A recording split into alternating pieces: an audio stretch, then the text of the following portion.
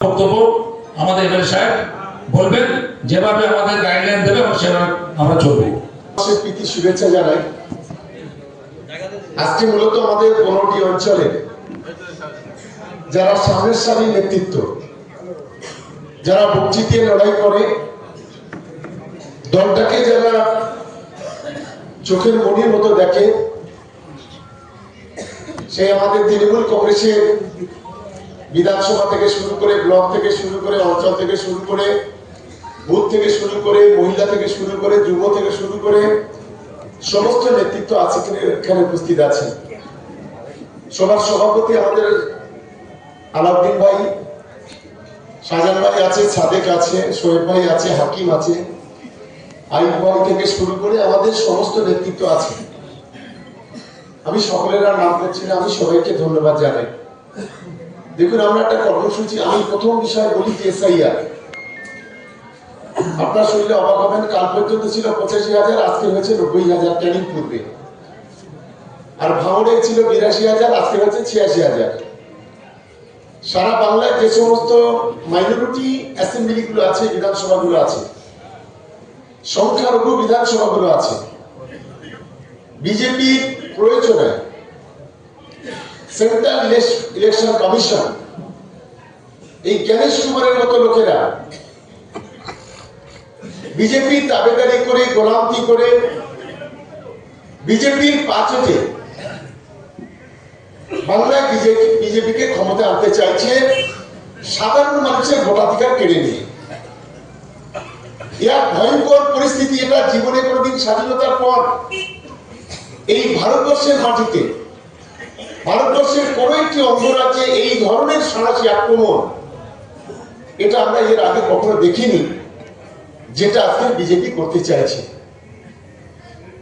একদিকে বিজেপির হাজার হাজার কোটি টাকা, আর একদিকে বিজেপির 5 আটা গোলাম জ্ঞানেশ কুমার, আর আরেকদিকে বিজেপির সাম্প্রদায়িক মনোভাব, সব মিলিয়ে বাংলায় ক্ষমতা দখল করার জন্য বলিয়া, ঠিক যেমন পাগলা কুকুর যখন পাগলা হয়ে যায়, দেখবেন যার তার পায়ে কামড় মারে আর যা ইচ্ছে তাই করে। একইভাবে আমরা লক্ষ্য করছি আজকের বাংলার বিজেপির অবস্থা হলো তাই। দিল্লি থেকে কখন নরেন্দ্র মোদীকে ধরে নিয়ে আসছে, কখনো অমিত শাহকে ধরে নিয়ে আসছে, কখনো ইলেকশন কমিশনকে ধরে নিয়ে আসছে। প্রতিদিন প্রতিনিয়ত এক একটা অবজারভার আসছে। আমি কালকে টিভিতে দেখলাম 6,000 মাল্টি অবজারভার। বাপরে বাপ, মানে প্রতি বুথে যদি ওরা একজন করে দেয়, তাও ওদের মনের আশা মিটবে না। যে কোনো ভাবে বাংলার ক্ষমতা দখল করতে হবে। ওরা বাংলার ক্ষমতা দখল করতে চাইবে, আর আমরা মমতা বন্দ্যোপাধ্যায়, অভিষেক বন্দ্যোপাধ্যায়ের নেতৃত্বে ওদের বাংলাতে 0 রানে আউট করবো। এটাই হচ্ছে আমাদের মূল্য। সেই মানসিকতা নিয়ে আমাদের লড়াই করতে হবে। কাল থেকে হ্যারিং শুরু, কাল 14 তারিখ। আমাদের প্রত্যেকটা তৃণমূল কংগ্রেসের কর্মীরা বুথ লেভেলে যারা আছেন, আজকের মূলত মিটিং ডাকার উদ্দেশ্য হয়েছে এইটা। আজকের মিটিং এখানে ফুটবল খেলার জন্য আমি ডাকিনি।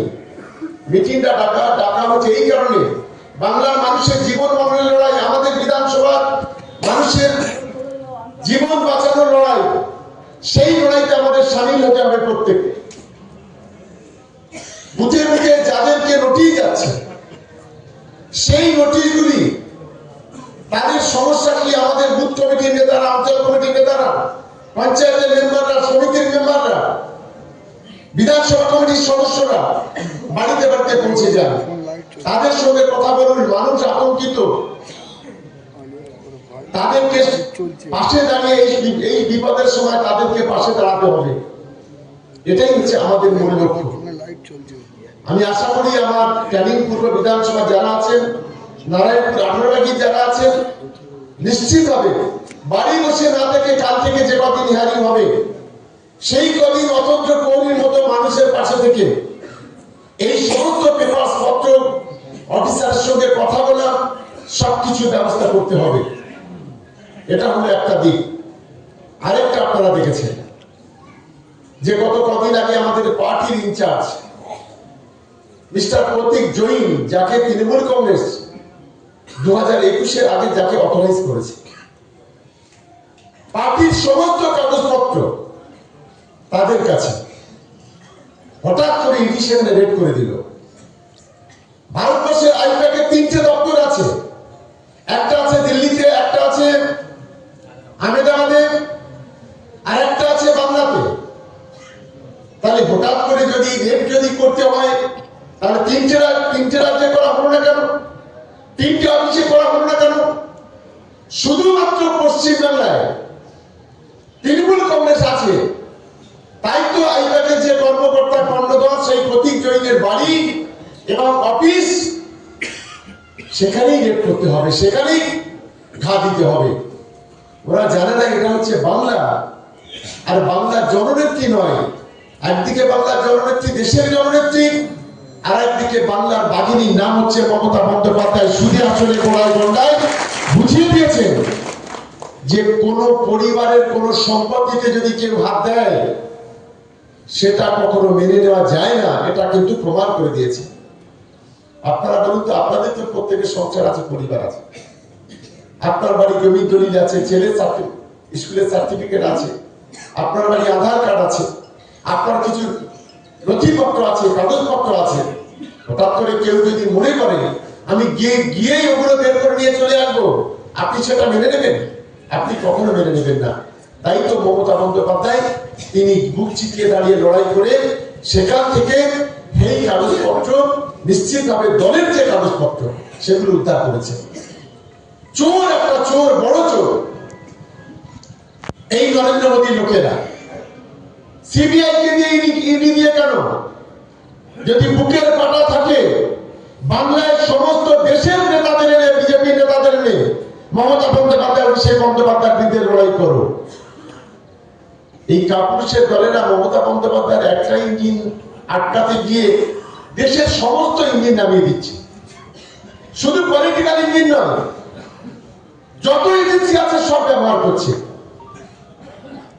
এনআইএ এর হাতে আমাদের 250 তৃণমূল কংগ্রেসের কর্মীরা এখনো আটক, প্রত্যেকে জেলে। কোথাও ইনকাম ট্যাক্স, কোথায় সিবিআই, কোথায় ইডি, প্রতিনিয়ত চক্রান্ত করছে তৃণমূল কংগ্রেসকে দুর্বল করার জন্য। তাই আমাদের তৃণমূল কংগ্রেসের কর্মীদের বুঝতে হবে যে এই লড়াই, এটা একটা ভারতবর্ষের দ্বিতীয় স্বাধীনতার লড়াই। ব্রিটিশদের চাইতেও খারাপ এরা। ব্রিটিশরা মানুষের শোষণ করেছে, শাসন করেছে, আর এরা মানুষকে একেবারে পেটের ভাত কেড়ে নিচ্ছে এবং গোড়া টিপে বের দেওয়ার চেষ্টা করছে। এরা খুনি সমাজ বিরোধীর চাইতেও খারাপ। এই খুনি সমাজ বিরোধীদের বিরুদ্ধে আমাদের লড়াই করতে হবে। ওদের লক্ষ্যটা কি দেখছেন না? গত 3 বছর ধরে, 4 বছর ধরে ওরা আমাদের সবকিছু বন্ধ করে দিচ্ছে, বাংলার মানুষের ভাতে মারার চেষ্টা করছে, যাতে করে বাংলার মানুষ মাথা নত করে ওদের কাছে, যাতে করে মমতা বন্দ্যোপাধ্যায়, অভিষেক বন্দ্যোপাধ্যায় মাথা নত করে নরেন্দ্র মোদী, অমিত শাহর কাছে। কিন্তু আমাদের নেতা অভিষেক বন্দ্যোপাধ্যায়, আমাদের নেত্রী মমতা বন্দ্যোপাধ্যায় বলেছেন, হ্যাঁ মাথা নত করবো, মাথা নত করবো আমাদের গুরুজনদের কাছে, মাথা নত করবো আমরা ঈশ্বর আল্লাহ ভগবানের কাছে, মাথা নত করবো বাংলার যারা গণদেবতা তাদের কাছে। কিন্তু এই কাপুরুষদের কাছে নিজেদের জীবনের সে রক্তবিন্দু থাকা পর্যন্ত আমরা মাথা নত করবো না। আমরা সেই দলের কর্মী, আমরা সেই দলের সৈনিক। আমার অনুরোধ, ক্যানিং পূর্বে যেখানে যে আছেন, যারা যেখানে দায়িত্বে আছেন, শুধুমাত্র নিজের নেতা হয়ে বসে থাকবো, মানুষের বিপদে থাকবো না। এই চরম সময়ে, কঠিন পরিস্থিতিতে আমাদের প্রত্যেক নেতৃত্বকে মানুষের পাশে আমাদের থাকতে হবে। বুঝতেই পারছেন, শুধু বিজেপি নয়, কংগ্রেস নয়, সিপিএম নয়, আইএসএফ নয়, কিছু ভণ্ডও নেমে পড়েছে। কিন্তু বজ্জাত লোক যারা ভিখারি, সেই ভিখারিরাও নেমে পড়েছে। জবাব দিতে হবে 16 আনা সুদে আসলে পড়াই গন্ডায়। সেই মানসিকতা নিয়ে আমাদের লড়াই করতে হবে। তাই তো আমরা ঠিক করেছিলাম যে একটা ছোট টেলার আমরা দেখাবো আমাদের মহিলাদের দিয়ে 1 জানুয়ারি।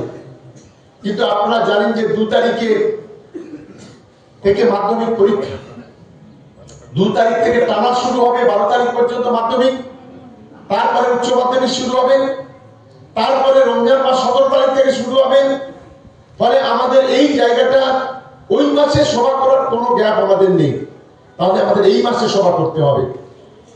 আমাদের আপনারা জানেন যে 26 তারিখে আমাদের এখানে ফাইনাল খেলা আছে, তাই আমাদের টার্গেট হলো 27 তারিখ। 27 তারিখে আমাদের এখানে মহিলা সমাবেশটা করতে হবে। এই মহিলা সমাবেশ আমাদের টার্গেট হলো 50,000। এই স্টেডিয়াম এবং সঙ্গে সঙ্গে স্টেডিয়াম ফুটবল মাঠ কানায় কানায় আমাদের ভরাতে হবে। প্রত্যেকটি অঞ্চলে যারা নেতৃত্ব আছেন এখানে, আমি সকলের কাছে অনুরোধ করব, এই 27 তারিখের সামনে রেখে একটা করে মহিলা কর্মী সভা প্রত্যেকটা অঞ্চলে করতে হবে এবং প্রত্যেকটা অঞ্চলে 3 থেকে 5,000 জমায়েত আমাদের করতে হবে। ইতিমধ্যে আমাদের সারাংবাদ বলেছে 10,000 মহিলা দেব। তারা ইতিমধ্যে গতকালকে আমাদের ডাক্তার ইসাউদ্দিন সাহেব, শোয়েব ভাই, সাদেক, আলী আকবর, ঈসা, আমাদের সিরাজুল থেকে শুরু করে যারা আছেন এখানে, আর গোটা নাসির, ওদিকে রজব ভাই নওশার আছে, ওদিকে আমাদের শহীদুল্লাহ আছে, ওদিকে মুজাফফর আছে, এদিকে অনেকেই আছে। সব ওরা ঠিক করেছে 10,000 মহিলা শুধু সারেগামাতে দেবে। বাদবাকি প্রত্যেকটা অঞ্চলে মিনিমাম 3 থেকে 5,000 মহিলা জমায়েত করতে হবে। তার জন্য গাড়ি ঘোড়া যা কিছু করার দরকার সেইভাবে সবকিছু করতে হবে। কোন রকম ভাবে ছোট করে দেখার কোনো কারণ নেই।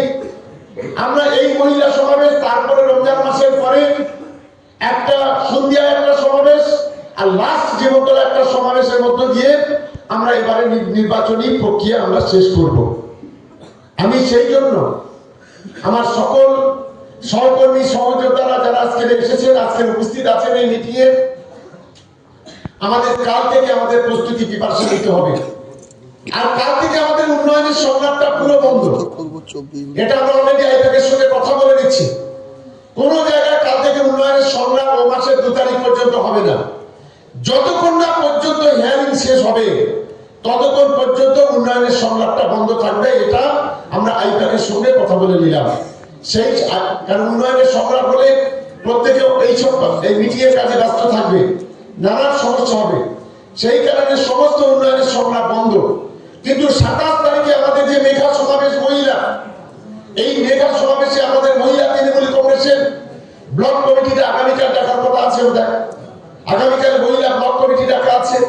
প্রত্যেকটা অঞ্চল সভাপতি প্রধান ক্যানিং টুতে কালকে হবে, আর পরশুদিন সকালে ভবন অনে হবে চন্দ্রেশ্বর পাটিয়া মিছে। সমস্ত অঞ্চল সভাপতি প্রধান অবশ্যই আপনাদের লোকগুলো কাজে লাগিয়ে দিয়ে আপনারা অবশ্যই মহিলা মিটিংয়ে চলে আসবেন। কারণ মহিলা মিটিংয়ে অঞ্চল সভাপতি প্রধান না থাকলে আমরা পরিকল্পনাগুলো ঠিকঠাক করতে পারবো না। আমাদের যে সমস্ত আমাদের মহিলা কমিটি আছে, বিভিন্ন আমাদের স্বনির্ভর গোষ্ঠীর মহিলারা আছে যারা আমাদের পার্টির, সমস্ত অঞ্চল প্রধান, অঞ্চলের সভাপতি, বুথ সভাপতি, পঞ্চায়েতের মেম্বার, তাদেরকে অনুরোধ করব প্রত্যেকটা বুথে নির্দিষ্টভাবে একটা টার্গেট করতে হবে। সারানাবাদে গত লোকসভা নির্বাচনে 28,000 ভোটে লিড হয়েছে। 10,000 মহিলা বের করে এমন তাদের কিছু নয়। যেখানে 36,000 ভোটার, তার মধ্যে 18,000 মহিলা, 40,000 ভোটার, যেখানে 20,000 মহিলা, 20,000 পুরুষ, তাহলে সেখানে 10,000 মহিলা বের করা এমন কিছু বিষয় আছে বলে আমি মনে করি না। আমাদের দুর্গাপুর, আমাদের বোদরা, আমাদের তামুলদা 1, আমাদের কালিকাতলা, আমাদের দেউলি 1, আমাদের দেউলি 2 একদম লাগোয়া, এই অঞ্চলগুলো সর্বশক্তি দিয়ে আমাদের মহিলাদের বের করতে হবে।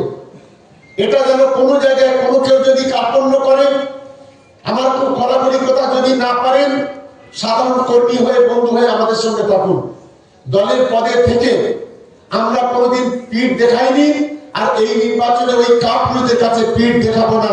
এটাই হচ্ছে আমাদের লক্ষ্য। সেই মানসিকতা নিয়ে লড়াই করতে হবে। গতবারে আমরা 54,000 ভোটে জিতেছিলাম, এবারে 54 নয়, লোকসভা নির্বাচনে 1,66,240 ভোটে আমরা লিড পেয়েছি। এই লোকসভার রেজাল্টটাকে আমাদের ধরে রাখতে হবে। এটাই আমাদের কাছে চ্যালেঞ্জ।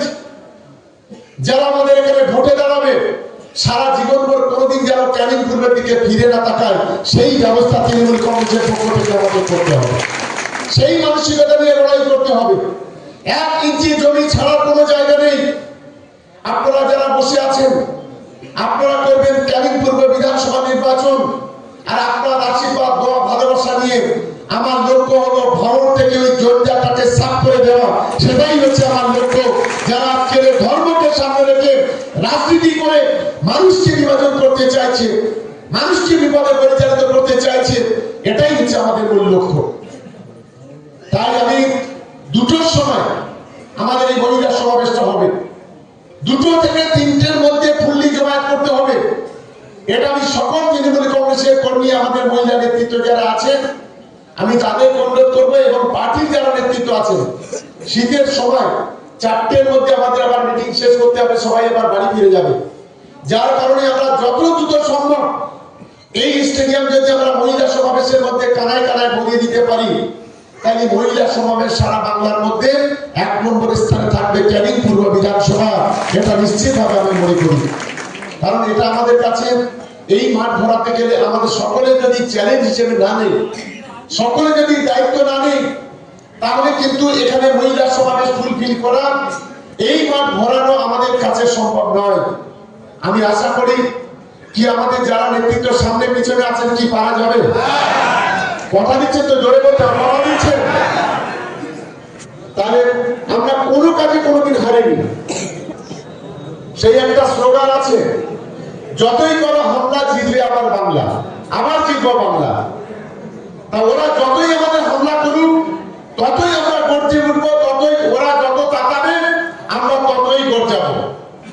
এটা মাথায়, সেই মানসিকতা নিয়ে আমাদের এগোতে হবে। আমি মনে করি ক্যানিং পূর্বের ছেলেরা বাঘের বাচ্চা, ক্যানিং পূর্বের মহিলারাও যোগ্য নেতৃত্ব তারা এখানে আছে। ফলে আমাদের গোটা বিধানসভা জুড়ে আগামীকাল থেকে একটাই লক্ষ্য, 25-26 তারিখে এমএলএ কাপের ফাইনাল, যেদিন আমাদের এখানে অঙ্কুশ হাজরা সিনেমার অভিনেতা এবং আমাদের রচনা ব্যানার্জি দুজন আসবেন। আমি 26 তারিখে আর 27 তারিখে আমরা ওই স্টেজ, আমরা ওই এলইডি সবকিছু আমরা ব্যবহার করব। 27 তারিখে এই সমাবেশের মধ্য দিয়ে সারা বাংলার মধ্যে 1 নম্বর স্থান আমরা অধিকার করব। এই মানসিকতা নিয়ে সকলে ফিরবেন, এই কথা বলে সকলকে দলের পক্ষ থেকে ধন্যবাদ, অভিনন্দন, ভালোবাসা, নমস্কার, প্রণাম, সালাম, শ্রদ্ধা জানিয়ে আমার বক্তব্য আমি শেষ করছি। জয় হিন্দ, বন্দে মাতরম, তৃণমূল কংগ্রেস জিন্দাবাদ, মমতা বন্দ্যোপাধ্যায় জিন্দাবাদ, অভিষেক বন্দ্যোপাধ্যায় জিন্দাবাদ। প্রত্যেকটা বুথ কমিটি বসিয়ে সেখানে মহিলা কমিটি ডেকে নেবেন, যুব কমিটি ডেকে নেবেন, সকলে ডেকে নিয়ে প্রত্যেকটা বুথে বুথে সভা হবে। এই কটা দিন ধারাবাহিক